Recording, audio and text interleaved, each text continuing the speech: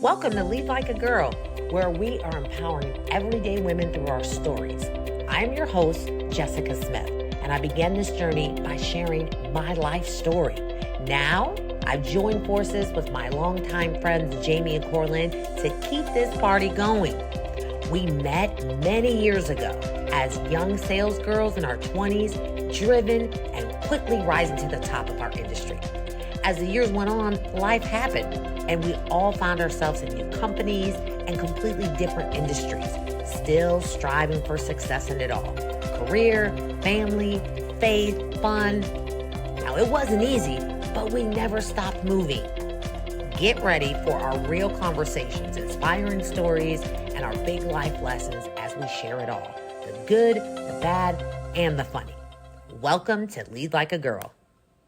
I feel fabulous. Having a great day. Happy to see you guys though too. Same. I hate to talk about the weather, but I'm just going to go for it. It was nice and sunny outside. I walked out to my car this morning and I was really busy at work. So the 10 seconds from my door to my car in my garage is the only outside that I got today. What? But it was so nice because I wasn't frozen to my bone. Yeah. In that journey. So, don't you guys want to ask, why do I look so fabulous today? Why do you look amazing. so fabulous today? Why are you wearing a bow tie? Why are you Now you sound like Will. He's just like, why do you have that stupid bow tie on? I'm like, you know what? No, he didn't say stupid, but he said something to that. He said beautiful tied, very bedazzled bow tie. Yes. Yeah. Gorgeous. So today I had a big interview and I crushed it. So hopefully next week I'll have better news. But this is my interview get up here. Now, if I stand up, you'll see I have like sweatpants with big holes in them. You're actually we don't not need to wearing see it. pants right now. No. Right. No, wait. Do you wear the same? You don't wear the same thing to every interview. Oh, no. I was gonna say that's your interview. Okay. You No, only no. wear the same dress to conference 2 years in a row. And no one knew that but Corlin. Except for Corlin. Right. Yeah. No. So anyway, so that's why I look so fabulous today. So I would just throw that out there. It was a good day for me, but I'm excited about this episode because it was inspired by, I am a huge shout out to Mel Robbins. If she ever happens to listen to one of our episodes, I believe that she will one day. Mm-hmm. And a huge fan of hers. And there was one of her episodes where she talked about friendship and how you just look up one day and you're like, what happened to all of my friends? Whether it be, friends that you had in college or from childhood, and navigating how to make friends as an adult. So that was kind of where this episode came from, or it was inspired from. So I'm really excited to be able to have that conversation. And as you know, check us out at leadlikeagirllab.com. Subscribe to our YouTube channel and share. Find us on Facebook and Instagram and TikTok and all that good stuff. So let's get in it. Mm-hmm. I like to start off with a good old icebreaker. Question I have is, when you think about making friends, do either of you have a funny story about an occasion where you had a funny or awkward or exciting moment with making a friend as an adult? I do have an awkward story for this. I love it. And this wasn't pre-planned, so I'm really curious to hear it. Go ahead, Jamie. No, and this is recent. I mean, I'm sure I have many, many awkward and embarrassing stories about making friends, but this happened recently. So a few years ago, I started dating my now significant other a few years ago, and one of the first times I met his friend group was this. They had like a holiday party, and he has a really large friend group. So they're, 15 guys probably, and all of their significant others, and they've been friends some of them since grade school, high school, and beyond. And they get together, and they have gotten together every single year for the holidays, and they get together once a month for lunch. They get together throughout the summer. Like, just a really, I know, it's amazing, right? A really tight knit friend group, we're at each other's weddings, and their kids know each other, and it's awesome. So one of the first things that we went to was this holiday party, and I had only been dating him for a couple of months, and so if you can imagine, I'm meeting like 15 to 20 like spouses. So all these, I'm every name and meeting all these girls and everything. So I find myself, it was almost towards the end of the night, and I'm I've had a couple of drinks and I'm like, very friendly at this point, You've hugged everyone in the group. I partook and I find myself on the sofa and I'm chatting with this girl and we're just having like a total talk and I'm like vibing with her and I'm like, this is great and everything else. And we're talking. And then finally, I don't even know how it came up, but then she's like, I'm like, so how long have you guys known? Like, how long has your husband been with you guys friends or whatever? And then she decides to let me know that her best friend in the whole wide world is my boyfriend's ex-wife. So she's like, oh, my best friend is her. And I'm like, so no. And no out of lie. all these people, this is who you picked to befriend in the corner. And, okay. I know. And no lie, the next question out of my mouth was, oh, is this awkward? How should I feel right now? I was like, can we be friends now or do I need to move on? Right. Is this awkward? Should I move? Should I get up? She's Right. like, no, should I it's leave? not awkward. And she said no. Yeah, she's like, no, it's not awkward. So, okay, fast forward. Where are you guys now? The same person. We're still friends. We're still friends. Yeah, same person. And the interesting thing is, it's been brought up to me a couple of times where other people, and I know a few of mutual friends, and they're like, you probably would be friends with her if you guys got to know each other. So, that's funny. I mean, let's not same do taste. that. There's so many. Not do that one. You don't need to be friends with the ex. Like, yeah. But I just feel like sometimes you got to call it out, right? Is this awkward? Right. Am I being weird right now? Yeah. No, I love that. I love that. So, Cortland, you don't get to answer the same question, so I'm sorry if you had one. Do. I feel bad for going first when you do that. Right. You're like, oh, me. The last time you were in charge of the questions, the same thing happened. I know. I'm on Groundhog Day right now. Right. Aww. Well, I'll do this. I had 3, so I'll let you pick, okay? Just give to it be to fair me. enough. Just give me your best. I got it. Okay. So tell me about, I feel like I'm in the interview questions now. Let's start. I know, you're tell just me in about this a brain. time. Right. So what kind of tree would you be I was and literally why? that exact thing. If you could be a tree, what kind of tree would you be?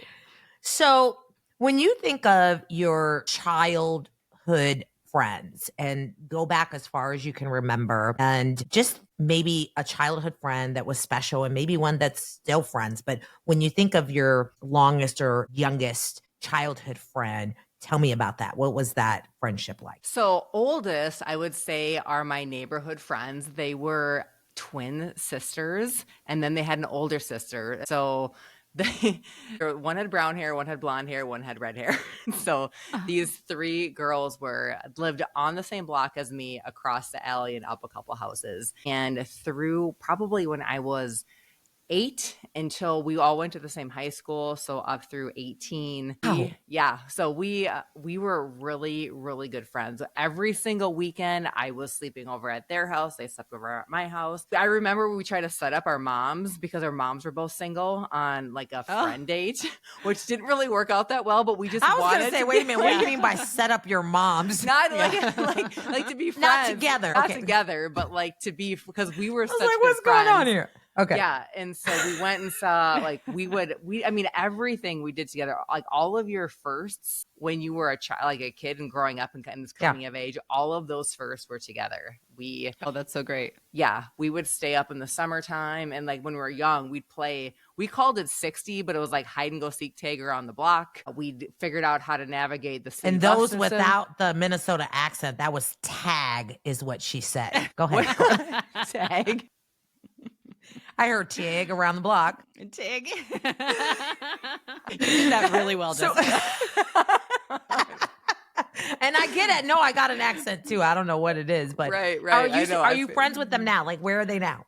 We've kind of grown apart a little bit, but I would say if we were in the same space, like I know where they live. We are friends on Facebook. I still get a Christmas card from one of them. I send them a Christmas card. So we've grown apart a little bit, but I would say if we showed up socially, we would start up just like, hey, what's up? Like, what's going on? It's great. Yeah. And what age would you say when you say we kind of grew apart? That can mean so many different things, but what age would you say that occurred? High school and a high school into college, because at college we all went our different ways.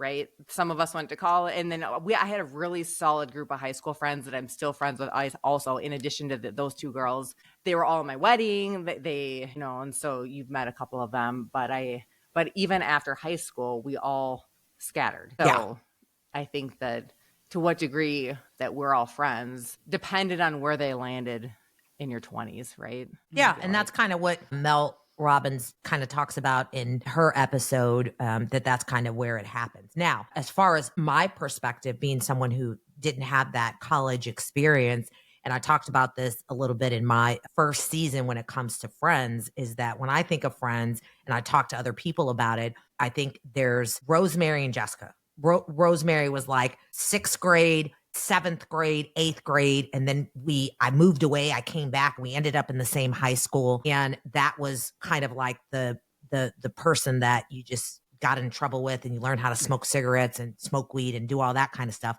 And then Jessica came along in high school, and then we took that friendship into our early 20s. And then when I think of being in the professional world, and this is just being real, and I'm going to get into this in terms of now being intentional about diversity, I joke all the time. And even people that know me always refer to you guys as my white friends. And I'm like, that's crazy when I'm known to, I only have 2 white friends. No, now, since I met you guys, well, we're the I guess best we were ones.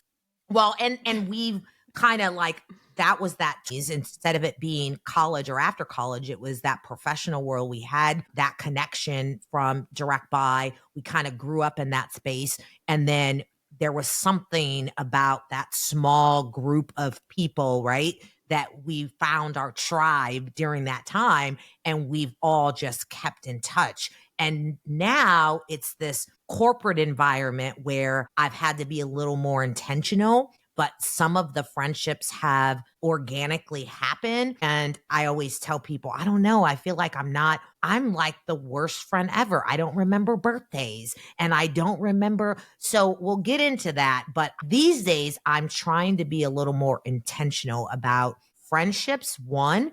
And also, I had someone challenge me one time and ask me, if you threw a dinner party, which I don't throw a lot of parties, but if you did, would everyone at the party look like you? And in a lot of cases, yes, that is the case. One, because my white friends live somewhere else in another state.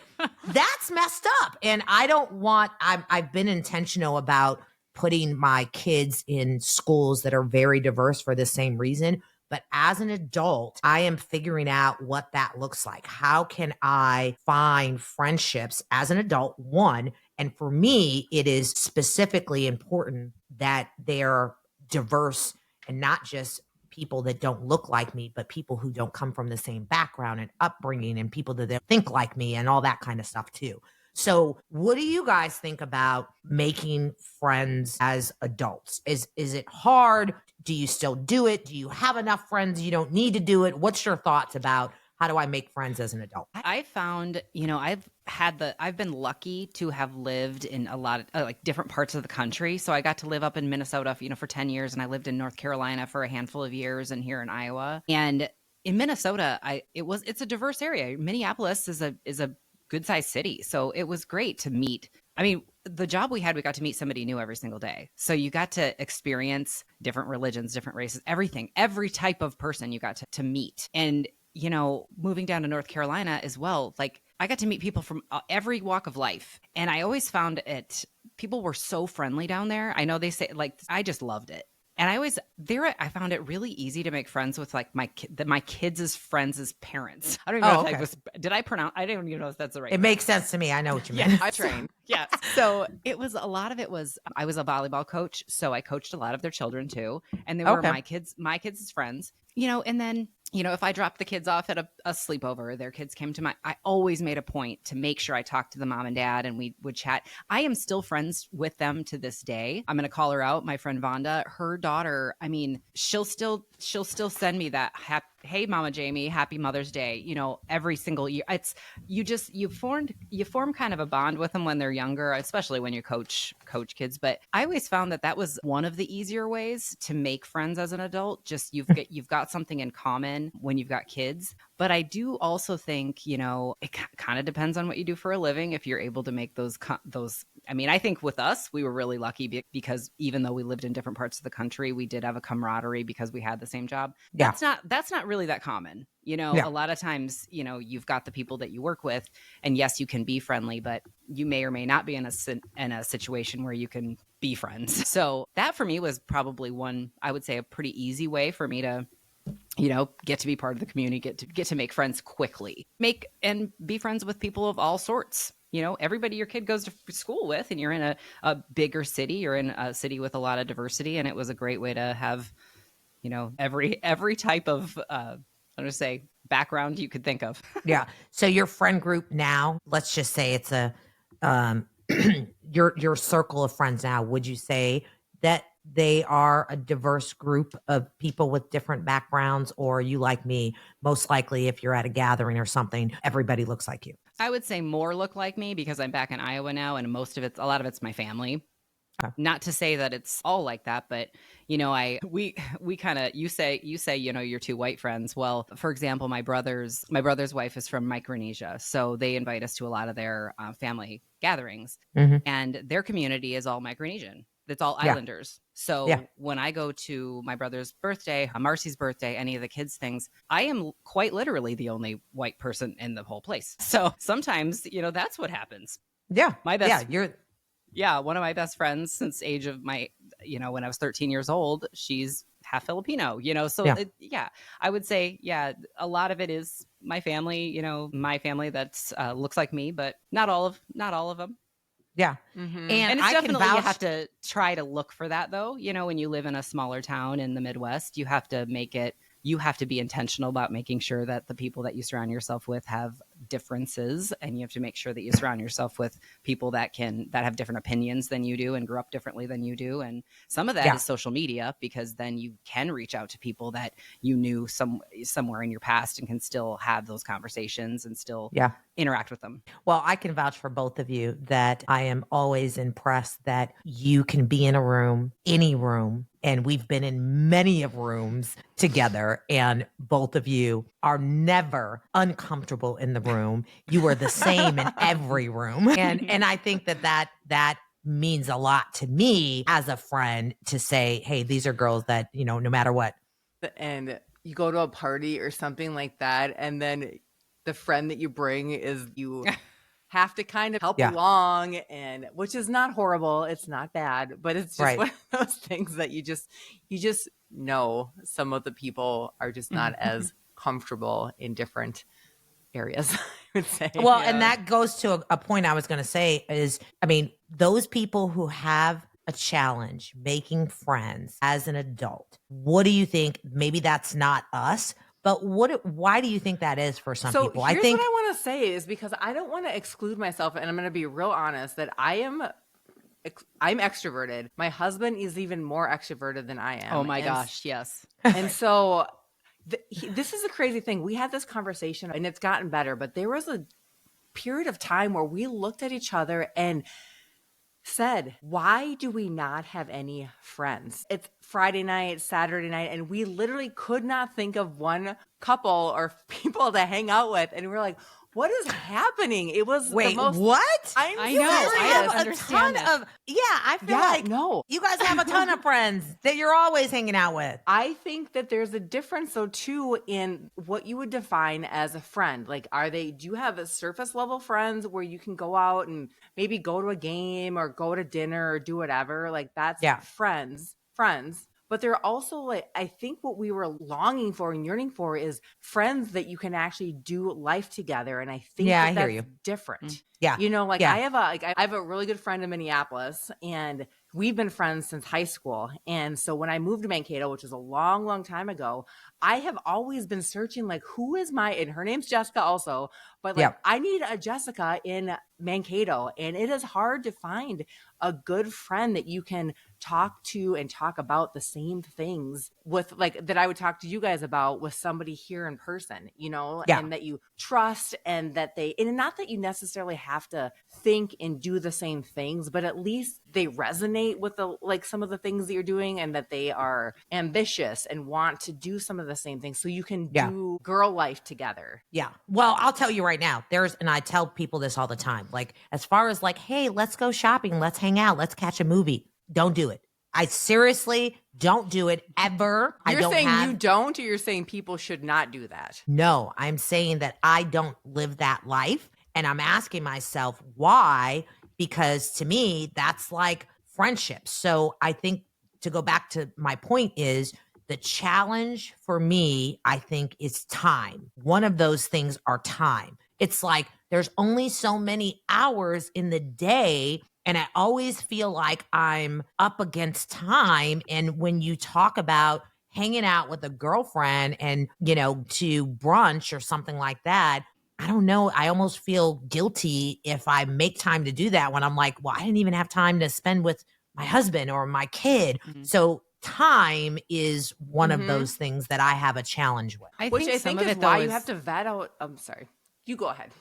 Sorry. I was just going to say, I think one thing you can try is connecting with people who are doing the same things that you're doing. So things you're taking time to do. So let's say you're walking every day for your lunch break or something, and you have another friend who's walking every day on the lunch break. Well, that's time you're doing something you're already doing, and then you've got somebody to do it with. Yeah, that's good. Coming up with something like that. Yeah, I like it.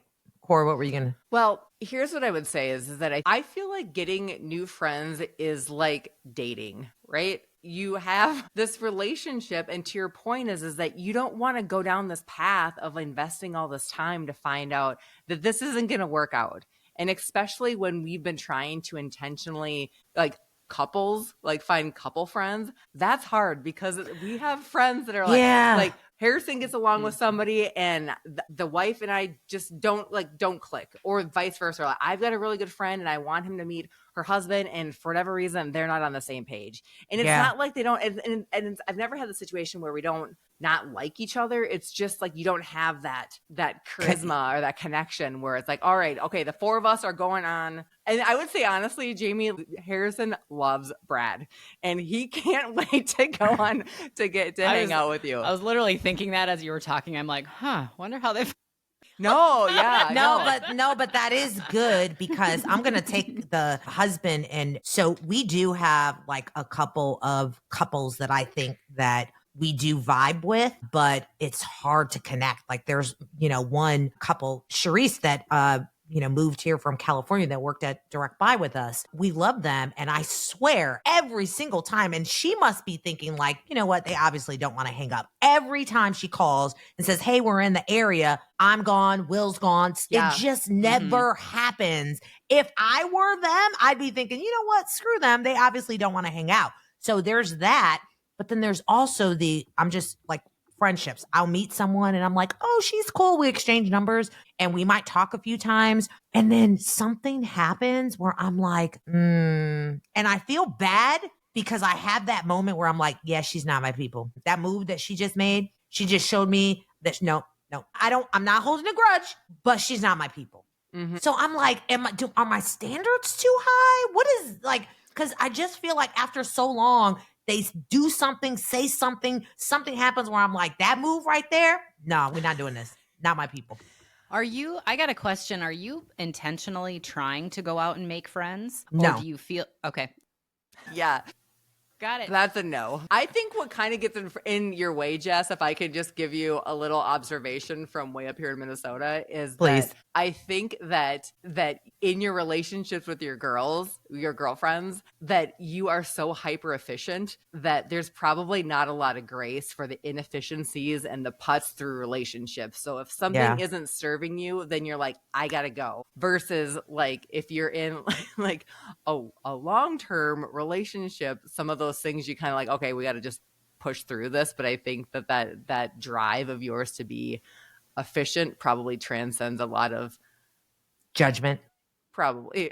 Yeah. I mean, seriously, like if it's not working, it's like, let's move on because I'm not wasting my time. Like again, because it's just like, if you're not going to check this box, which that makes it sound like our relationships are very transactional, which I don't like that either. But yeah, it's just, and then I just feel like, but I have a heart to serve, right? So I always feel like I still want to interact with you and I still want to bring value to your life. But as far as like you being someone that I'm going to confide in, that I'm going to trust in, that I'm going to freaking say, I just be vulnerable with, I can't get to that point because I hit a wall and I'm like, it's work. Friendship is work. Yeah, I don't want more work. It is. And the more messier you are and inefficient, it's more work. So now I got to work harder. Yeah, I'm good. I got my little You know tribe, what's and I'm funny good. is this is what I wrote down as we're talking about is I think one of the things that gets in the way of our friendships with our girlfriends is you have to have somebody in that relationship that's intentional to plan. You have to have somebody that is the reacher out. And since then, since we've been on this plight of like, we need to find more friends, like I have really solidified like a couple different groups of girls. I've got one like foursome of girls that we go out, but it's like somebody has to raise their hand and say, hey, do you guys want to go out for a glass of wine on Friday at 6? And I feel like the more specific you can be, then everyone's like, not like, do you guys want to go out for a glass of wine, ... Like, yeah, everyone says yes, but it never happens. But you have to, when you're making the plan, like it has to be as specific as everything else. Yeah, kind of like our meetings. Right. Right. You know, like it's just like, and if that works, then everyone's like, yeah, I can make that work. And then it's like, yes. And then there we are having a glass of wine or whatever. Okay, I like that. Because you know what that just made me think of? Maybe I don't try to make new friends. Maybe I'm just too old for that. Maybe you're not too old. Okay, but maybe I'm too busy. We're the same age. Oh, I'm older. Wait a minute. I want to just give our listeners some options, okay? So one, it's okay as an adult, be more intentional, put yourself in rooms where you can genuinely make connections, be intentional. I like Jamie's idea of, find someone that's doing the same thing, whether it's in your church, your community, your kids, soccer team, moms, that type of stuff. That's making new friendships. But maybe for me, it is looking at the circle of people that I've already identified as my people and deepening those relationships by being more intentional. Like you just said, Corlin, is like, let's do this on this time, because I do have people, and through this time, sometimes it's me being laid off, my role being impacted. I'm just like, wow, there are a lot of people who genuinely care about me, that are like looking out for me, texting me, praying for me. And that's kind of made me like, wow, I need to really deepen these relationships of people that I think are my people. So maybe that's one area, another option that we can have, as opposed to going out and starting new relationships, right? Yeah. Well, I would say a takeaway that I have, really a lot of what we've said on this, but really kind of going back to the excerpt from the podcast that you had sent to us earlier today, where she talked about relationships with friendships. They go in and out of your life. And that doesn't mean that they're not your friend anymore. Like you might be close with someone, and then you take a little break and you both kind of separate with your lives, and then you get back together, and it's okay. Yeah. That's a good point.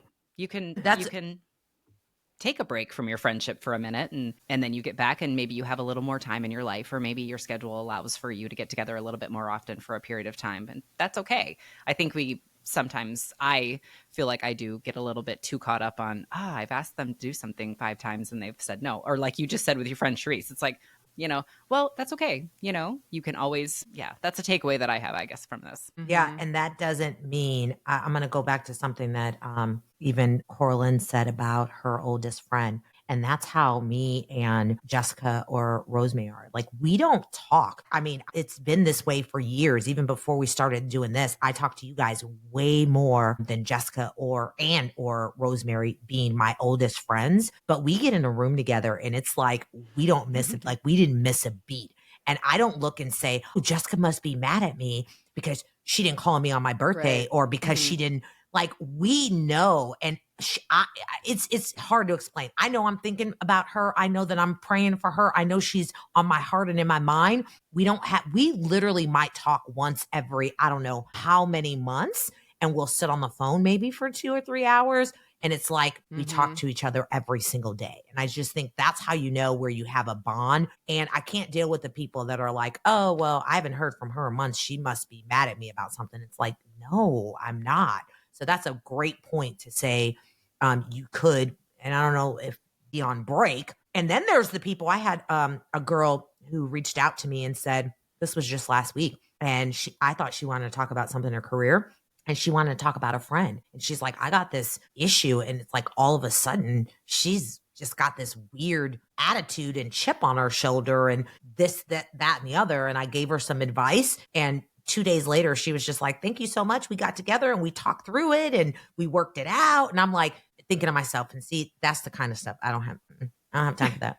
She had a whole attitude.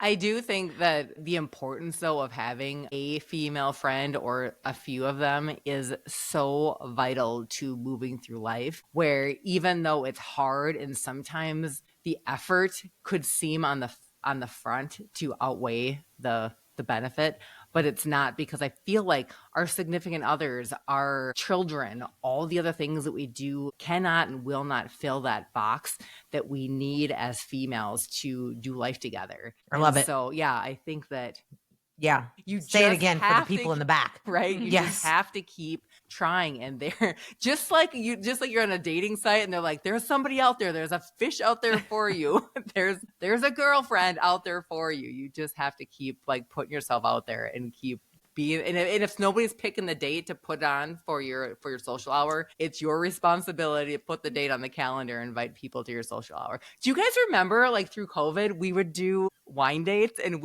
that's where this whole thing came about, is that we would schedule an hour of time to have a wine on a phone call and just talk for an hour. Jamie had so many glasses before our call, she forgot about that. No, we did. Yeah, we did. We did. Yes, we did. And so Jamie, I know. I'm getting deer in the headlights from you guys both, thinking like, am I going to just make that up? Like, no, we totally did. As soon as you started saying, I thought you did, but then the more I thought about it, I'm like, she's freaking right. She's got what is it an elephant? What can you not call me an elephant? Please. It's like the second you reference me being an elephant. I'm sorry. Okay, who else has a memory? What other animal or memory? Who else has a memory? I'm sorry. Okay, what other animal has like an extraordinary memory? Can you find one and then I'll replace it? Humans. No, but you're an animal. I'm going to report back next podcast. I'm going to tell you. I'm going to ask my assistant, ChatGPT, give me 10 other animals other than elephants. Absolutely. Listen, we could talk about this all night, but as clearly we have a good friendship working here. Yes. And I have dinner, and you have laundry that you need to do that you need to read. We are losing it. We are losing it. So we're going to wrap up. I hope you guys enjoy this episode. And I think that I'm going to leave off with just, for me, I'm going to really be intentional in the next few months about, really deepening the relationships that I have, even if it's virtually. There may be a good chance that I'll be moving into a new neighborhood. And I'm so not a neighbor person, but I'm going to try to be, find new friends in a new community if I get there. But anything else that you guys have as a takeaway for today's episode that you want our listeners to just be reminded of? I just think I would reiterate what Corlin said. Whether it's one more person or a couple of people, I think it is important to have those female friendships and to have somebody that you know that you can confide in, whether it's an important thing or a dumb thing, or maybe it's just sending each other memes at the end of the night. I think that it's important to have community, a sense of community, and it doesn't have to be some deep friendship sometimes. Maybe it's just you laugh with someone. And I think, like you just said, Jessica, if you make the smallest effort to go say hi to somebody or, get to know one of your neighbors, that's okay. That's one more person that you know. It's one more person that you can maybe reach out to. And life is so much better when we're laughing. Yes. And that's why I like you so much. Did I say that out loud? Because somehow, some way, I'm always like in tears, and you both are just freaking hilarious. And when I look back at this last year, there were so many moments that even in our group chat, you guys, I'm like ready to lose my shit, and you guys were there. And so I feel like over the last year, we've even deepened our friendship, and it's mattered and it's meaningful for me. So I want you guys to know that. And if you would subscribe to our YouTube, Lead Like a Girl Lab, and check us out on our website. We're making some updates to it, but you can still get your Lead Like a Girl swag, which I will have on next episode. Trucker hat just did not go with my interview outfit today, but check us out. Please share, give us some feedback, send us a message. All of the direct messages that we get, the feedback that we get, we share it with each other. We enjoy it. We're going to have lots of upcoming guests. If you know someone that would be a great guest on Lead Like a Girl, send them our way, and more to come. So thanks for joining us, and we are out.